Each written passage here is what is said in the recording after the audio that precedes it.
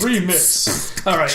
Hey, it's the Game of Thrones Spoilercast. Episode 9 of the Spoilercast, because it's episode 9 of season 4. Yes. The Watchers on the Wall. The Watchers on the Wall. The Watchers on the Wool. The Watchers on the Wall. Mm-hmm. It's a good name for the episode, considering it never leaves the wall. No, it really doesn't. I talked about that a couple weeks ago. Like, the episode 9s of this show tend to kind of stay in one place and focus. There's going to be really just talking about what happened. There's not going to be a lot of jumping around in this one. So. And it's been the same director for the last 3 seasons, Neil Marshall. Doing the 9th episodes. Yeah, he did the Battle of Blackwater, and then he did last season's, and now he did this. So I think it's like, he's like their ace. He's like their closer that they bring in, in the bottom of the 9th to close it out for them. Because really, Neil Marshall's a big time movie director horror and action. He did like The Descent. That was a great movie. So when they bring him out, they save him for the important moments. Right. And this was an epic episode. Yeah, it was. It wasn't as big as like the Blackwater battle. That felt much bigger, but this felt much more dangerous. Right. Like this really did feel. You felt like that there was basically no hope. Like you were just going to watch everybody die. Get slaughtered, yeah. And, if you don't know what we're talking about, the Wildlings have finally made it to the wall and decided to let their presence be known. Yeah. Mance Raider lit the biggest fucking fire the North has ever seen. He did. He wasn't lying. He was not lying at all. And then Tormund and Ygritte and their band of merry cannibals attacked the wall from the other side. Right. And got into Castle Black rather easily. Right. They got in quite easily. They did not stay. Yeah, none of them got out. No, none of them got out. Which, I guess good on the Night's Watch. Right. Except for that one kid. Yeah. Fuck that kid. I hate him. I've never wanted to see an 8-year-old die more. So we started the episode with showing the Wildlings preparing on the south of the wall. With what's her name? Ygritte. Sitting there, they're all sitting around bonfires, and what's his name's talking about fucking a bear for probably the 57th time. Tormund Giant Spade. Always going on about that bear. And Ygritte's just like, I don't want to hear about you fucking a fucking bear. We know you never fucked a bear. And I'd rather not listen to you talk about a bear that didn't fucking exist. She was definitely not feeling it. Right. She had some other thoughts on her mind, mostly pertaining to the you-know-nothing variety of Jon Snow. But she's like, I want more arrows. I'm going to make these arrows. Each one of these arrows is going to kill somebody. It's going to kill a crow. I was like, you got a time to wait. It's like, good, I can make more arrows. Yeah. She was all about wanting to kill some crows. I think it was a lot of bravado. I think she was trying to convince herself that she was going to be able to pull the trigger, so to speak, when the time came. Right. And kill Jon Snow. And she's like, if anyone else tries to kill him, I've got an arrow for them, too. So, which actually didn't come into play as much as I thought it was going to. No, it didn't come into play at all. No. But at the same time, it was weird because, I think everybody kind of knew that she was just, full of shit when she was saying that she's going to kill him. But it ended up being so tragic. Right. What happened. Because she was an OG sniper for most of that battle. She was just perched up and she was just taking fools out, including one of our main Night's Watch characters, Pip. Poor Pip. Rest in Pip. Rest in Pip. R.I.P. Rest in Pip. He took an arrow straight to the neck. Yeah, from her. Straight through the neck. Yeah, dude. From her. It was brutal. So Pip is no more, unfortunately. And Sam was with him when he died. Yeah, so now Sam, of course, has that recurring nightmare to go along with the White Walker one. Right. Maybe they'll be in dreams. They'll be together. The White Walker and Pip, both dead as dicks, coming at him. So I got an arrow in my neck. There was a lot of character development and change for Sam in this episode. Yeah, Sam stepped up his game. Like, he started the episode wanting to know what sex was like from John. You know, not like in a creepy way, but definitely in a way too desperate kind of way. Right. And, you know, John was like, I'm not a poet. I can't explain this. And Sam's like, yeah, you're right. You're right. You're not a poet. It's like, there's two of us there, right? And you kind of get tangled in each other. Yeah. And then for a while, it's different. You're not just like you. You're not you. I don't know. I don't know how to say it. I'm not a poet. But then Sam goes down. You know, he leaves his watch on the wall with John. And he's going to go to sleep or whatever. Instead, he goes to the library and he's reading about the Wildlings, what they do to people, and they capture them or, you know, attack them. Master Aemon comes along and kind of reassures him a little bit. Yeah.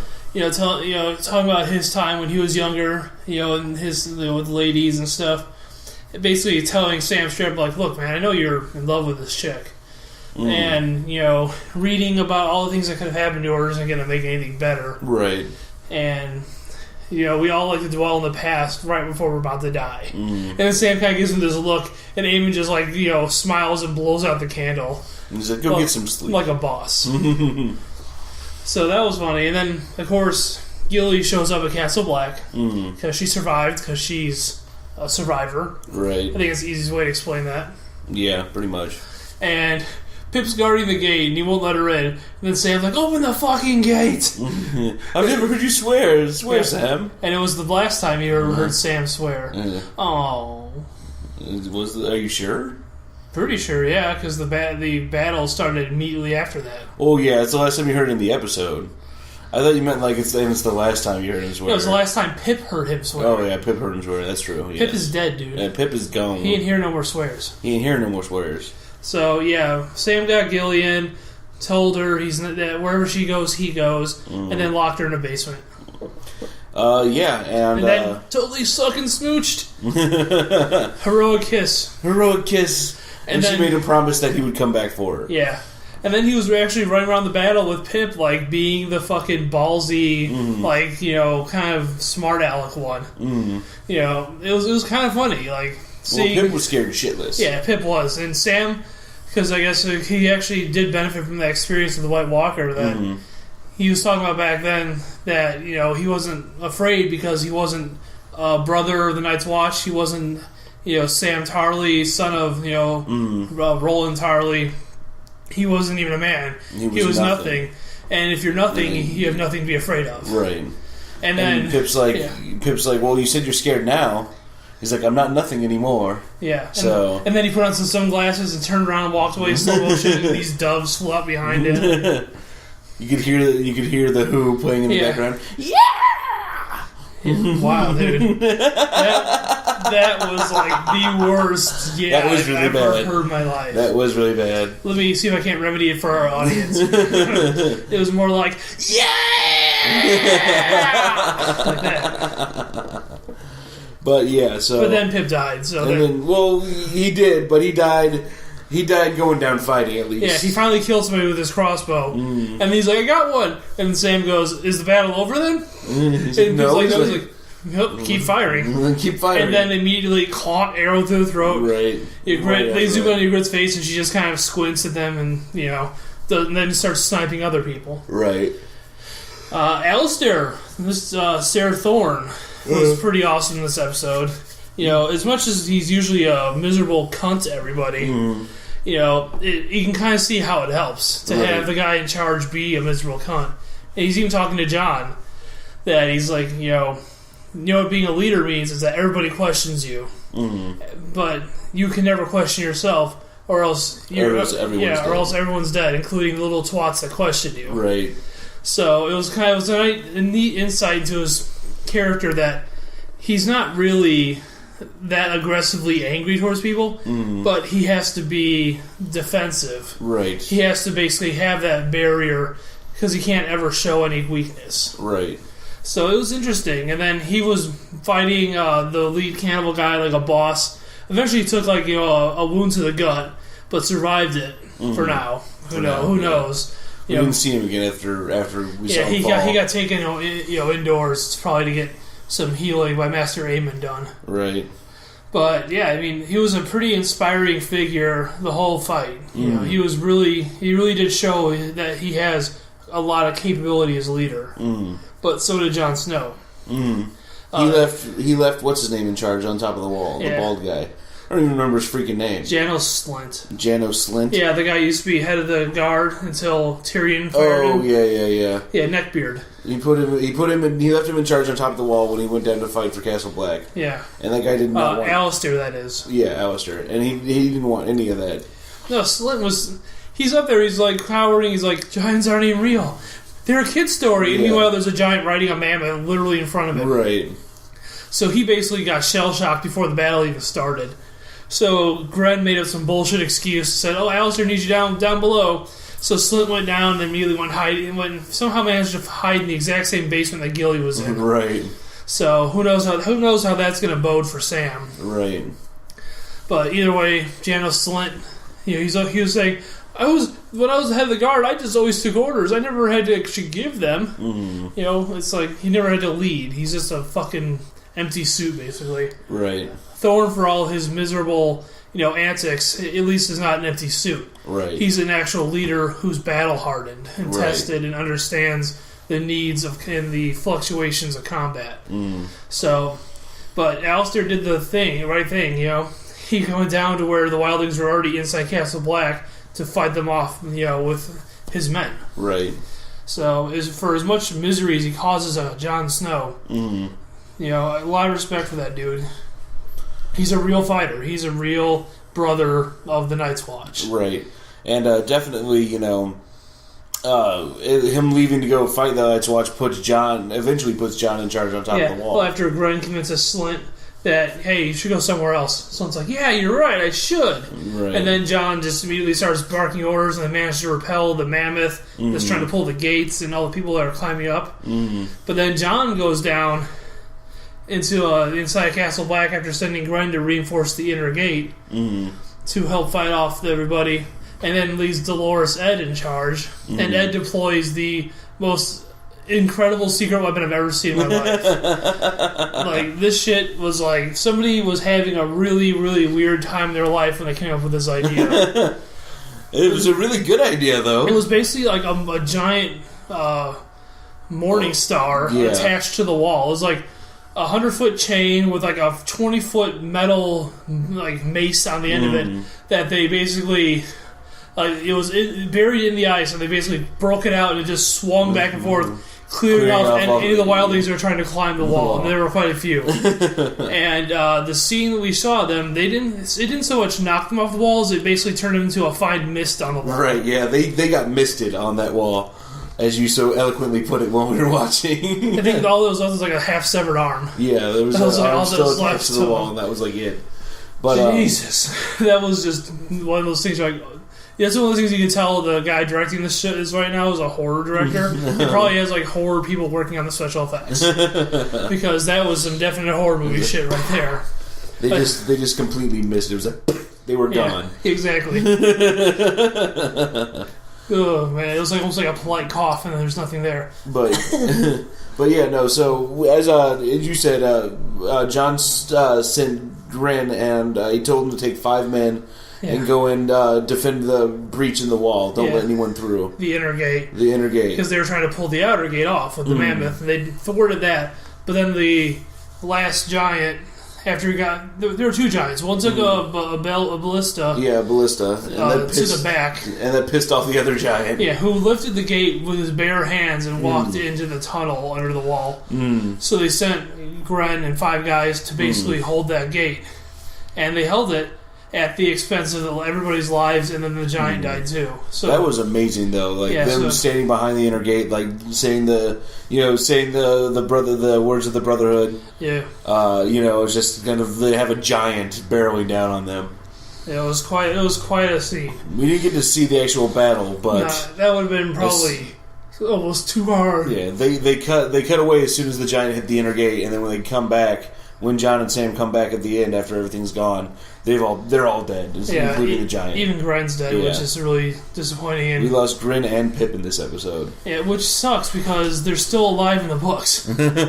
They are still alive at the wall, at Castle Black. So it's like I'm looking at this like, well, why are they changing this? Right. Like, of all the things, why are they doing this? It doesn't make sense. I think it's because probably the directors of the HBO series, they wanted people to feel the impact of what the Brotherhood was losing at this battle. You know what I mean? Maybe. Because the only really other big character that people cared about that died was I already forgot her fucking name. Well, we haven't got to that yet. Right. That's true, we haven't. But you already hinted at it a little bit. A little bit, yeah. That fucking 8-year-old. So, yeah. Why didn't they kill him? That would make the stakes raise. Yeah. Kill the fucking kid. Who cares? It wasn't really about the stakes as much as it was just they wanted to... Because if everyone had survived, it would have been like, well, yeah, this wasn't really as bad as we thought it was going to be. It was also day one of the battle. Right. So it's like... I don't know. I'm just pissed that we're losing characters that are so great, and it's like, well, what are we going to get in return? What are you going to give us in return, HBO? Right. You're taking these people from us. Right. Well, they took a lot from us this season, so...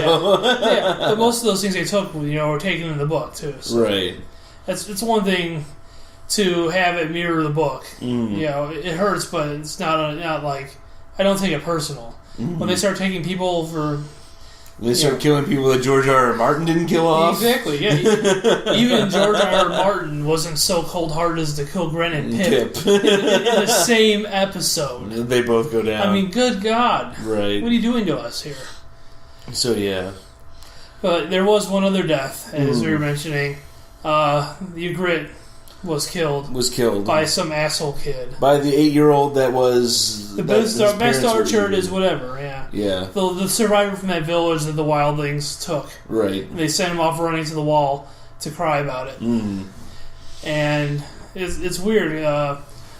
John was fighting the leader of the cannibals, and he was losing, but he got his head smacked into an anvil. Yeah, ouch. But then, luckily, right next to the anvil, of course, was the blacksmith's tools. And so John managed to recover and then declared it to be hammer time and crushed the guy's head with a fucking, blacksmith hammer. Yeah, he embedded that hammer in that guy's head. There was he didn't just crush it in. It messed up all his scarring on his head. So, yeah, it was... The good Jon Snow decided it was hammer time, and that this cannibal could not touch this. And so right immediately after that, he turns around to walk away. And Ygritte's standing right there with an arrow drawn. Yeah, pointed right at his heart. And what does he do? He smiles, his little charming smile, and laughs. And then she smiles a little bit, lowers the bow, and then that fucking kid shoots her in the back. Right. Straight through, man. Straight through. And then they go to the kid, and he looks smug. And that's when I wanted him to die. Well, to be fair, right before that, Sam did tell him, find a weapon and fight them. Right. So and she was technically the enemy. I mean, I know it does suck that she died and Jon Snow lost her, and the way the conversation they had, was single tear worthy. Yeah. He runs over and grabs her, and she's going down, and he's talking to her, and she's like, "Do you remember the cave?" Yeah. And he's like, "Of course I remember the cave. We'll go there again." And she's like, "You know nothing, Jon Snow." And then Blarg. And then just dies. It's like, ah. And then she has died in his arms tonight. Well, I just died in your arms tonight. And then, of course, her death, I think, drove Jon to be suicidal the next morning. And Jon Snow... Well, he feels like he has nothing to live for. Well, he also has nothing to lose other than his brothers. So he's decided that he's going to go unarmed out to talk to Mance Rayder and try to assassinate him because he figures it'll all fall apart without him. Right. So he's basically going on a suicide mission by himself out past the wall. And... He didn't even take Ghost with him. He didn't take Ghost. He didn't take his sword. He left the sword behind in case he swore he would never lose it again. So I think he's leaving everything behind that can be of use to his brothers. Right. And he's going to go out there all solo mio. and try to, he even said he didn't care if they captured him and they boiled him alive and flayed him. If he killed Mance Rayder, that's all he cared. That's right. And Sam's like, it's suicide, and he's like, you're right, it's a bad plan. What's your plan? And then Sam farted. And then not really, but no. No, because Sam is now a baller, so he's no longer our slapstick, comic relief. So the last thing you see in the episode is the outer gate shutting behind Jon Snow. Yeah, as he walks out, it's like, oh god. Sam did reunite with the baby and I can't remember any of these characters' fucking names. Jesus Christ. We already talked about that. I know, I have a horrible we literally already talked about that during the Spoilercast. Earlier. Him going back? Yeah. Okay, well, obviously I'm not paying attention while we're recording. Wow. Because I remember we talked about Slint seeing him, and now it's like, Slint knows. Right. So how's that going to fuck up Sam's life? Right, that's true. Yeah, he's a fucking neck-bearded, empty suit of a weasel. Right. So the fact that he basically ran and hid during the battle, he's going to have to do something to get the attention off of him being a piece of shit. Right. So no doubt he's going to go like, well, Sam's got a fucking girlfriend and a baby. And so, that ain't my baby. Well, Sam even said it. He's like, well, it doesn't say anything about being intimate with women. Yeah, he would really look between the lines on that shit. He's like, it says I'll take no wives. Okay, I will father no children. All right. It didn't say nothing about other activities. Right, exactly. and then somewhere in the forest beyond the wall, you just heard drifting up in the wind. Bow, chicka, bow, bow. Thank you, Mance. But yeah, I think this episode was really, really well done for a self-contained episode. Yeah, well, I mean, it was the battle we needed. It really did. It covered about 2/3 of the wall stuff that's in the third book in one episode. Because, like I said before, the stuff with Crasher's Keep didn't happen in the book. Right. But this basically was like almost the entire story of what happened to the wall. Because the battle rages on for like more than half the book. Right. We keep going back to Jon every 3 or 4 chapters as the battle is progressing and progressing. Right. So they can kind of condense it pretty much into one night. Because Jon does go to see Mance in the book, but it doesn't happen after the first night of fighting. Right. There's more of a timeline to these things. And the Wildling assault from the south end happens before the real fighting starts on the wall, because they're trying to get to the gate from the other side. Right. Before they send anyone up and over the wall, basically. Right. And it's interesting because Ygritte dies in the book. Spoilers. Not really. No, not really. But you never see how, because it's all from Jon's point of view. And he's up in one of the towers with other people, and they're just firing arrow after arrow like all night long because they attack at night. Right. And so that battle lasts one night, and all the Wildlings except for Tormund are wiped out. He gets captured, held prisoner, just like he did here in the show. But as they're going around checking the bodies and everything, Jon finds Ygritte's body pierced by an arrow, but we never know who fired it. Right. And so he actually thinks that it might have been him. So he has this guilt on his conscience that he might have fired the arrow that killed her. Right. So it's a bit different, and I think that's one of those things that works better in a book, but like on a TV show, right? It's harder to convey that uncertainty, that guilt. It's easier to convey having the last words, with a person that's dying and having to face it down while they're dying, and it makes it much more complex that Jon thinks he might be responsible, and in the end probably feels, even if he didn't shoot the arrow, he feels responsible somehow. Yeah. This is a little different. He's technically still kind of responsible, but not really. Yeah. I did like, though, when Tormund was still trying to fight, he just shot him in the knee with an arrow. He's like, I should have thrown you off the wall, boy. Jon's like, you're right, you should have. Crossbow bolt to the knee. So, yeah, it was a long night, though, for the Night's Watch. And their watch has just begun. Oh, yeah, there's going to be a lot more long nights for the Night's Watch. Just thinking of all the stuff they have to cover now for this last episode. Usually the tradition has always been in this show that the 9th episode is kind of the big one. Not this year. This year, the 10th episode, the final one, crazy, is going to be the big one. It's like, what's going to happen? They did show like a preview of what's to come in the next episode. Yeah, well, I'm ticking off boxes in my head of things that need to happen in this next episode. I'm like, oh my god, so much shit is going to go down. You know, they also got to think of what of those things that you're taking off. They might just wait until next season to do, because they're not traditionally sticking with season per book anymore. So that's true. The stuff with Arya and the Hound is stuff that happens like in book 4, and it's happening now. Right. I don't know. We'll see. But if they are going to cover that ground, this next episode is probably going to be the craziest, wildest, most like just fuckingest. You know, it's going to cause people to go who haven't read the books to just lose their shit. Right, and I have not read the book, so I'm looking forward to losing my shit. Not on my couch. You better diaper up, boy. But yeah, like from the previews, it looks like it's gonna do a lot to do with the Lannisters. Yeah, I mean, Tyrion's going to figure in, Jaime and Cersei and Tywin. They're going to stay at the Wall with Mance and Jon. Arya and the Hound were in the preview. So, you know, something's going to happen with them. And then, I think those are the main plot points. We're probably going to see Daenerys again to establish what she's going to happen with her going into the next season. Hopefully we'll see what's happening to Jorah the Explorer. Yeah, Jorah the Explorer. He's off, and hopefully we can see something of a little preview of what is happening to him. Sneak peek. He's riding on a horse.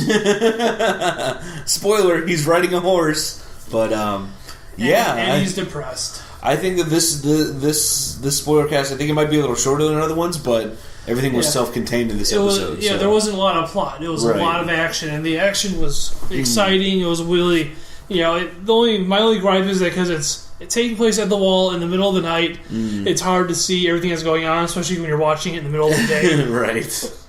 But it was really, really well done. I think it's probably it is the most action they've had all season. There hasn't been any really big battles or anything this year. Yeah. Yet. Nothing as mind-blowing as the last episode.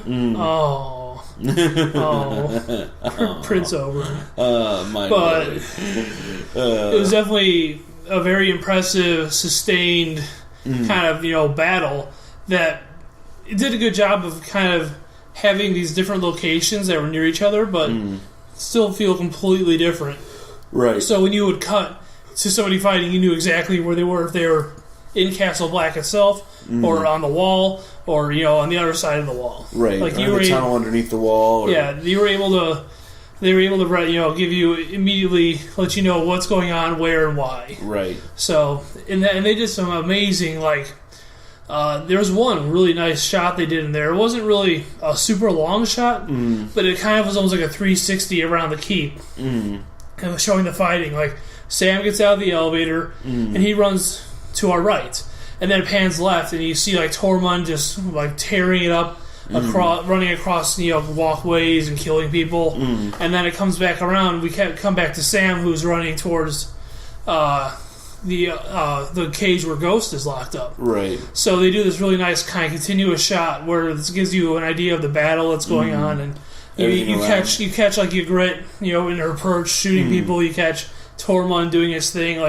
It really gives you a nice kind of pan over of everybody. They did a nice crane shot too. From it started on Castle Black, overhead, and you could see all the fire arrows firing and people kind of fighting, and then it panned up the wall to the top of the wall where you could see everyone running around trying to defend the wall, and then it panned out to the giant, huge bonfire on the other side of the wall. Well, I don't think that's a crane shot, because I don't think there's a crane that tall. Right. But I think it was it was a CG pan. Right. That started out like a physical set and then just kind of went into a full CG shot as it scaled the wall. But it was great. They did a lot of nice shots like that where they really gave you the scale of everything that's happening. Right, all at once, and it was just a really good episode, I think, technically and story wise. Yeah, I mean, it was kind of nice to take a break from this. The story progression from the politic that's been just so fast paced and rip roaring, and it's here's an episode that's about one thing, really. Right.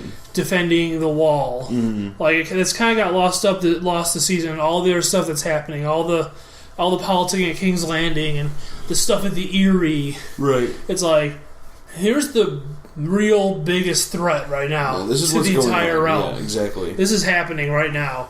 Nobody down south is even paying attention to it. Right. But, but we have 100 people here that are literally trying to repel 100,000. Right.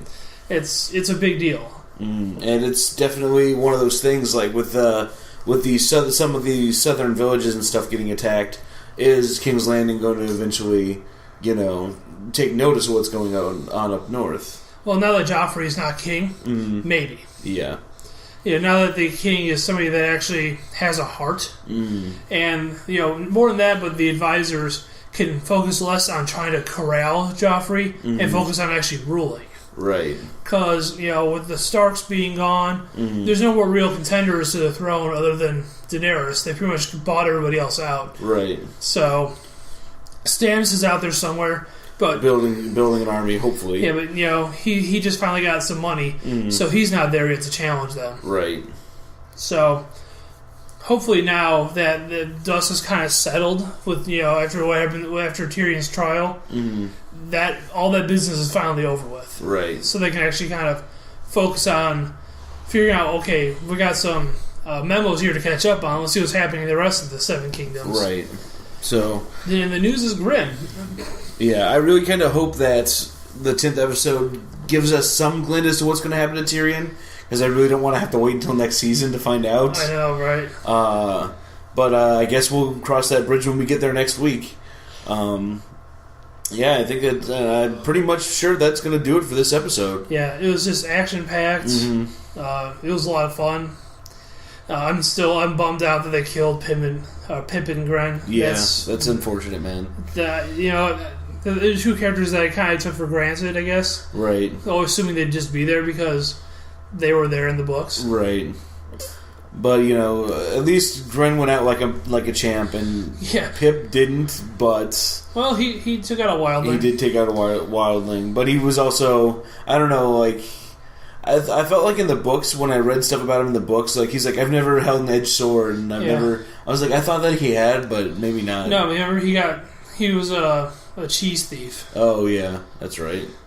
That or the Lord wanted to diddle him and he wouldn't do it, so then. So he sent him off. One of those two stories. Either he was stealing cheese, or he refused to be diddled by some creepy lord. Yeah. So either way, he basically was just a peasant. Right. That got enlisted into battle. Right.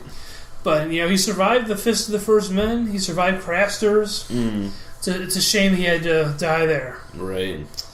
So, we will remember you, Pippin Gren. And we will remember you. Grits and all the other nameless dead people. The hundreds of the nameless dead people. Except for the cannibals. Fuck you guys. Yeah, fuck the cannibals. You're nasty. It's hammer time. So on behalf of the Podcast of Doom and the Spoilercast, once again, my name is Friar Dan. And I'm that guy Todd. We'll see you next week. You listen or you die. Die.